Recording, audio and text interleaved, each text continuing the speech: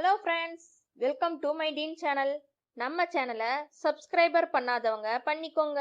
கூடவே பக்கத்தில் இருக்கிற பெல் ஐக்கானையும் கிளிக் பண்ணினீங்கன்னா நம்மளோட எல்லா அப்டேட்ஸும் உங்களுக்கு உடனுக்குடன் வரும். ஸோ வாங்க வீடியோக்குள்ள போகலாம்.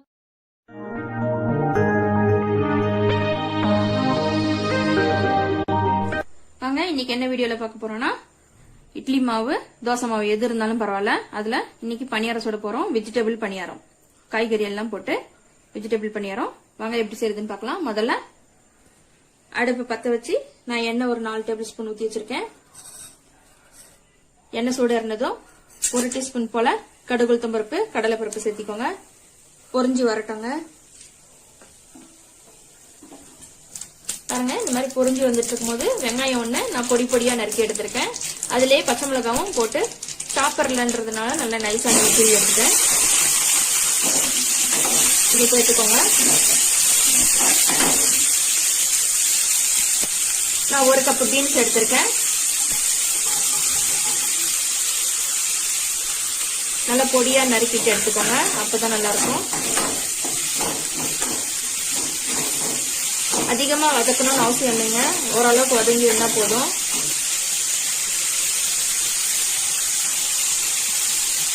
அடுத்து குட்டி பீட்ரூட்டா ஒன்னே எடுத்திருக்கேன்.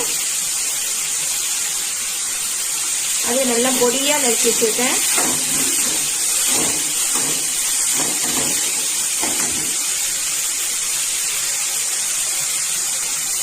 ஒரு குடமிளகாய் குட்டியா இருக்கிறது பொடி பொடியா நறுக்கி வச்சிருக்கேன். எல்லாமே அளவு வந்து சின்ன சின்னதா எடுத்திருக்கேன். நீங்க மாவுக்கு தகுந்த மாதிரி நீங்க எடுத்துக்கலாம்.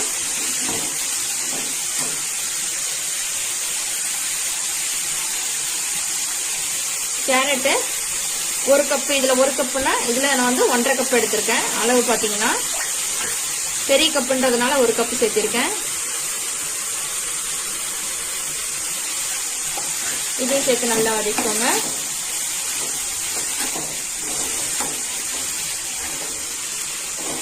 கடைசியா 1 கப் முட்டைக்கோசும் கேரட்டும் ஒரே அளவுல எடுத்திருக்கேன்.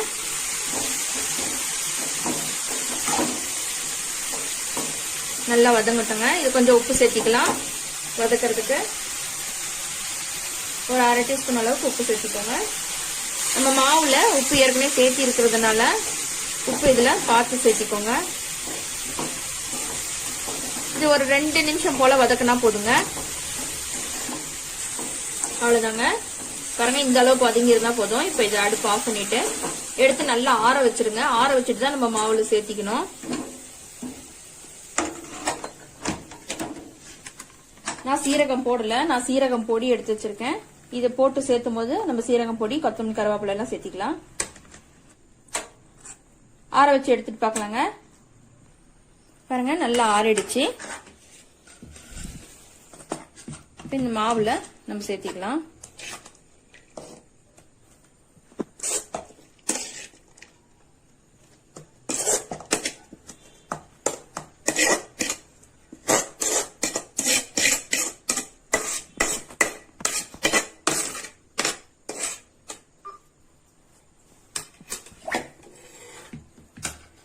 இது கூட ஒரு 1/2 டீஸ்பூன் நான் சீரகத்தூள் எடுத்து அரைச்சி வச்சிருக்கேன், அதனால நான் சீரகத்தூள் சேர்த்திக்கிறேன்.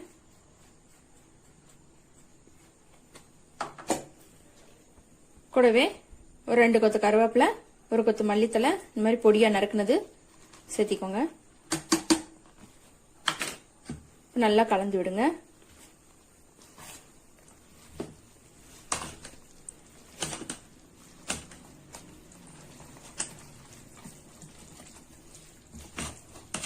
ரொம்ப கெட்டியா இருந்ததுன்னா கொஞ்சமா தண்ணி சேர்த்துக்கோங்க.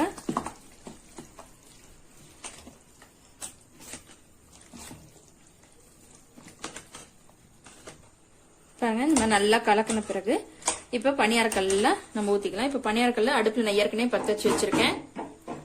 கல்லு சூடு ஏறிடுச்சு. சும்மா லைட்டா 1/2 ஸ்பூன் ஆயில் இருந்தா போதும்.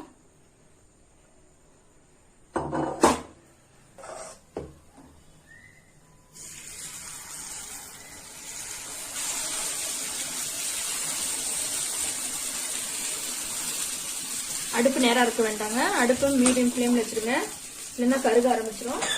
இப்போ ஒரு தட்டு போட்டு மூடிடலாம். ஒரு 2 நிமிஷம் ஆகட்டுங்க. அதுக்கப்புறம் நம்ம திருப்பி விட்டுக்கலாம். 2 நிமிஷம் கழிச்சு இப்ப நம்ம திருப்பி விட்டுறலாங்க. நீங்க இந்த மாதிரி டூத் பிக் இருந்தா கூட போதும், இல்ல ஸ்பூன் இருந்தா கூட போதும்.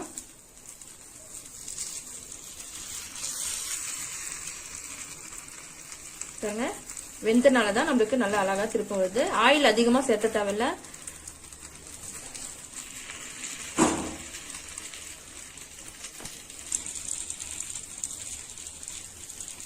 நான் 2 நிமிஷம் சொன்னேன். இன்னொரு நிமிஷம் 3 நிமிஷம் கழிச்சு பாத்தீங்கன்னா கூட இன்னும் நல்லா சிவப்பா மொறு மொறுன்னு இருக்கும். இப்ப இது ஒரு 2 நிமிஷம் வேகட்டுங்க. வாங்க, வெந்துருச்சு பாருங்க.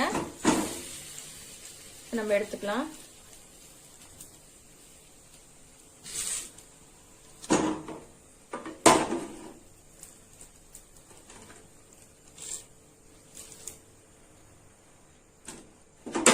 இதே மாதிரி நம்ம இன்னொரு அரிசி சுட்டு எடுத்துட்டு பார்க்கலாங்க. அவ்வளவுதாங்க, பாருங்க சுட்டு எடுத்துட்டேன். இதுக்கு நான் தொட்டுக்க கார சட்னி நான் எடுத்திருக்கேன், இது செஞ்சிருக்கேன். இது ஏற்கனவே நான் இந்த வீடியோ அப்லோட் பண்ணிருக்கேன். இது கீழே டிஸ்கிரிப்ஷன்ல லிங்க் கொடுக்குறேன், கமெண்ட் பாக்ஸ்லயும் லிங்க் பின் பண்ணி வச்சிருக்கேன், பாத்துக்கோங்க. இதே மாதிரி நீங்களும் செஞ்சு ட்ரை பண்ணி பாருங்க. இது ரொம்ப சுவையானது, சத்தானது, சுவையான வெஜிடபிள் காரக்குழி பணியாரம் ரெடி ஆயிடுச்சு. இந்த வீடியோ உங்களுக்கு பிடிச்சிருந்தா லைக் பண்ணுங்க, ஷேர் பண்ணுங்க, கமெண்ட் பண்ணுங்க. மறக்காம நம்ம டீன் சேனலை சப்ஸ்கிரைப் பண்ணுங்க. தேங்க்யூ.